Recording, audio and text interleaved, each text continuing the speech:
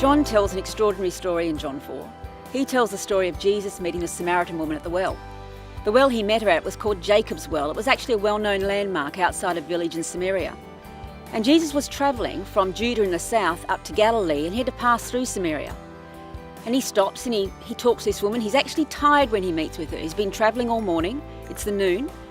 And he's tired and he's thirsty, and he asks her for a drink of water. But before we actually talk about that conversation and that meeting that took place, I just want to reflect on the fact that it's an extraordinary thing for Jesus, a Jewish man, to stop and speak with a Samaritan woman.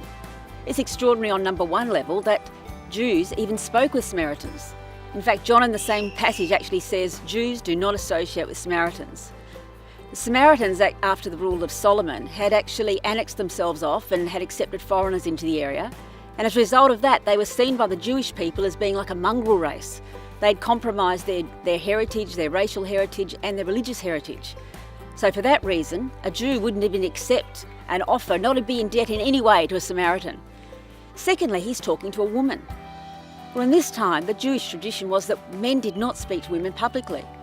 They certainly didn't even speak to their own wives, and they actually weren't even permitted to give a greeting to a woman on the streets. But finally, not only did he speak to a woman, not only is she Samaritan, but it's a woman of ill repute. Even in her own Samaritan village, she wasn't considered to be a woman that you would actually have a public conversation with. So here we find Jesus. He crosses all of these traditions, all of these boundaries. He kind of sets them aside and he starts this conversation. And the thing is, the woman understands he set them aside as well, and so does his disciples. So let's read on. So Jesus left the Judean countryside and he went back to Galilee.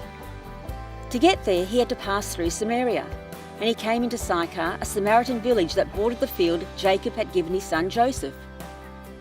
Jacob's well was still there. Jesus was worn out by the trip and he sat down at the well. It was noon. A woman, a Samaritan, came to draw water, and Jesus said, "Would you give me a drink of water?" His disciples had gone to the village to buy food for lunch. They weren't aware of this conversation.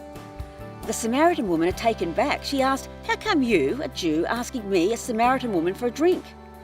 Jews in those days wouldn't be caught dead talking to Samaritans. And Jesus answers, "If you knew the generosity of God and who I am, you would be asking me for a drink, and I would give you fresh, living water." And the woman said, "Sir, you don't even have a bucket to draw with, and this well is deep. So how are you going to get this living water? Are you a better man than our ancestor Jacob, who dug this well and drank from it? He and his sons and livestock, and passed it down to us?" And Jesus said, "Everyone who drinks this water will get thirsty again and again and again. But anyone who drinks the water I give will never thirst, not ever. Because the water I will give will be like an artesian spring within, gushing fountains of endless life." And the woman said, "Sir, give me this water so I won't ever get thirsty. I won't ever have to come back to this well again." And Jesus changes tack. He says, "Go call your husband and then come back." And she says, "I have no husband." "That's nicely put," he said. "I have no husband. You've had 5 husbands, and the man you're living with now isn't even your husband. You spoke the truth there, sure enough." "Oh, so you're a prophet. Well, tell me this. Our ancestors worshipped God at this mountain, but you Jews insist that Jerusalem is the only place for worship, right?" "Believe me, woman, the time is coming when you Samaritans will worship the Father neither here at this mountain nor there in Jerusalem. You worship guessing in the dark. We Jews worship in the clear light of day. God's way of salvation is made available through the Jews, but the time is coming, and in fact it has come, when what you're called will not matter, and where you go to worship will not matter. It's who you are and the way you live that count before God. Your worship must engage your spirit in the pursuit of truth. That's the kind of people the Father is out looking for. Those who are simply and honestly themselves before Him in their worship. God is sheer being itself, spirit, so those who worship Him must do it out of their very being, their spirits, their true selves in adoration. And the woman said, "I don't know about that. I do know that the Messiah is coming, and when He arrives, we'll get the whole story." And Jesus says, "I am He. You don't have to wait any longer or look any further." And just then, His disciples came back. They were shocked. They couldn't believe He was talking with that kind of a woman. No one said what they were all thinking, but their faces showed it.